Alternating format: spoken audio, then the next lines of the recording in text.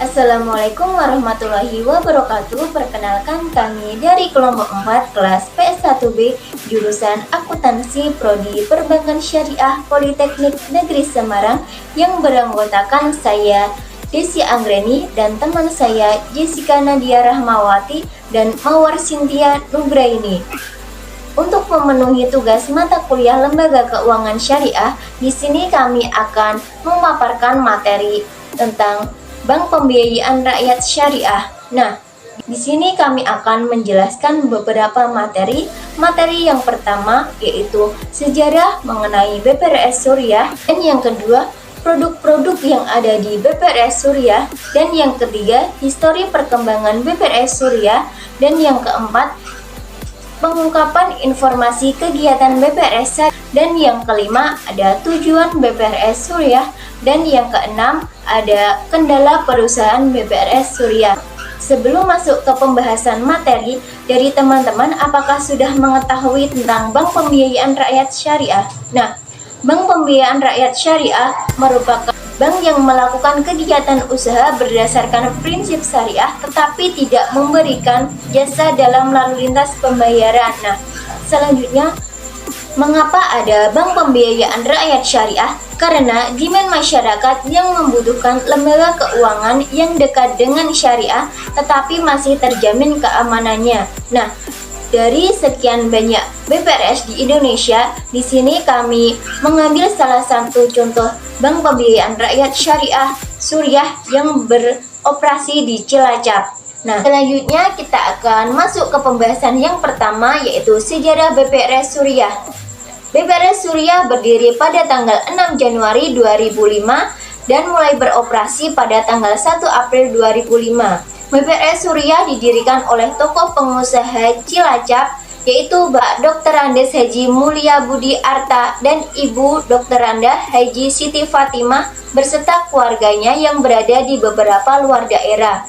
BPRS Suriah ini berdiri karena dilatar belakangi karena banyaknya keinginan masyarakat untuk membuat lembaga keuangan yang beroperasi berdasarkan prinsip syariah di Kabupaten Cilacap.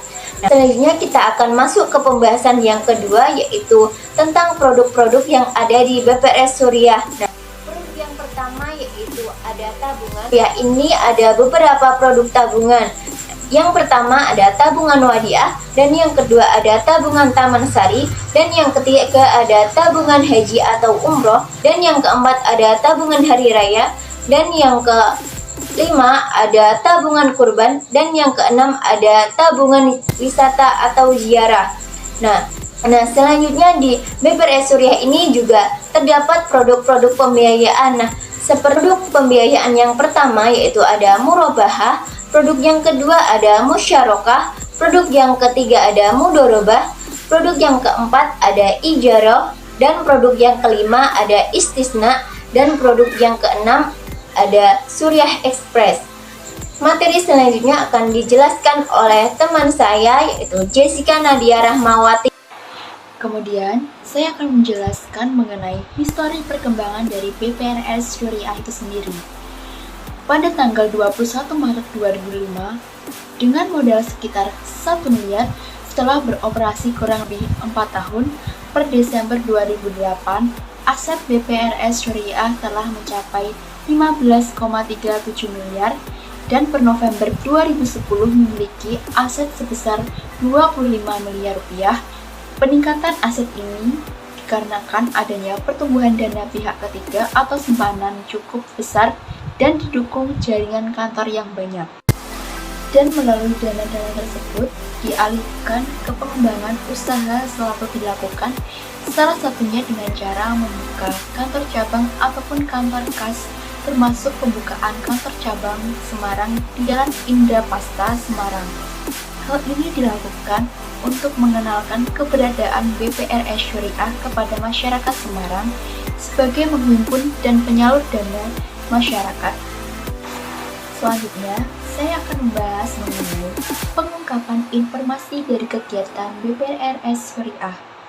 Yang pertama yaitu menyetujui dan memutuskan pembiayaan yang diberikan sebatas maksimum dan selebihnya atas persetujuan direksi dan komisaris. Yang kedua, mengamankan harta kekayaan perseroan agar terlindungi dari bahaya kebakaran, pencurian, perampokan, dan kerusakan seperti halnya pada saat menyimpan berkas tabungan dan deposito.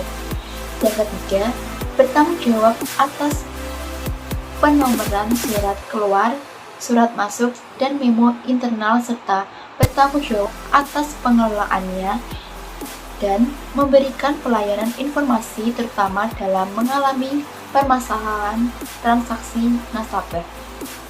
Pembahasan selanjutnya akan disampaikan oleh Mawar Cynthia Nugraini. Waktu dan layar kami persilahkan.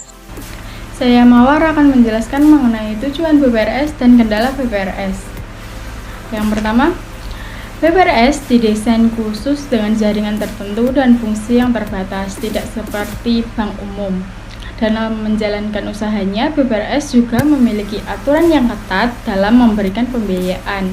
Seperti dalam memberikan pembiayaan, pihak BPRS harus bisa memastikan bahwa calon nasabah pembiayaan dapat menyelesaikan pinjamannya sesuai jatuh tempo yang telah disepakati. Untuk menghindari adanya resiko gagal bayar atau kredit macet. Yang selanjutnya, tujuan berdirinya suatu BPRS adalah meningkatkan kesejahteraan ekonomi umat Islam, menambah lapangan kerja baru, memberikan manfaat dan kebaikan bagi orang yang membutuhkan, serta membina semangat ukhuwah Islamiyah melalui kegiatan ekonomi dalam rangka meningkatkan pendapatan per kapita menuju kualitas hidup yang memadai. Keberadaan lembaga BPRS memiliki beberapa keunggulan dibandingkan bank umum, yaitu BPRS dapat memberikan layanan perbankan dengan proses yang mudah, pencairan pembiayaan dengan cepat, sederhana, dan tidak memerlukan persyaratan yang rumit. Yang kedua, kendala BPRS. Semakin menurunnya pertumbuhan aset BPRS dari tahun ke tahun disebabkan permasalahan yang muncul. Permasalahan yang pertama adalah persaingan antar BPRS. Lingkungan persaingan BPRS menjadi semakin ketat. Selain itu, dengan semakin tingginya NPF, skala usaha BPRS yang semakin kecil dari bank umum, dan biaya dana yang mahal serta kendala lainnya mengakibatkan BPRS susah berkembang dan dinilai tidak sehat sehingga harus dilikuidasi. Dan ditambah peraturan OJK tentang kenaikan modal minimum yang harus dimiliki oleh pendiri BPRS. Banyak BPRS yang menjadi kesulitan untuk mendirikan cabang-cabang baru. Selaku moderator meminta maaf apabila dalam penyampaian materi ini ada yang kurang dan terdapat salah-salah kata. Wabillahi taufiq wal hidayah. Wassalamualaikum warahmatullahi wabarakatuh.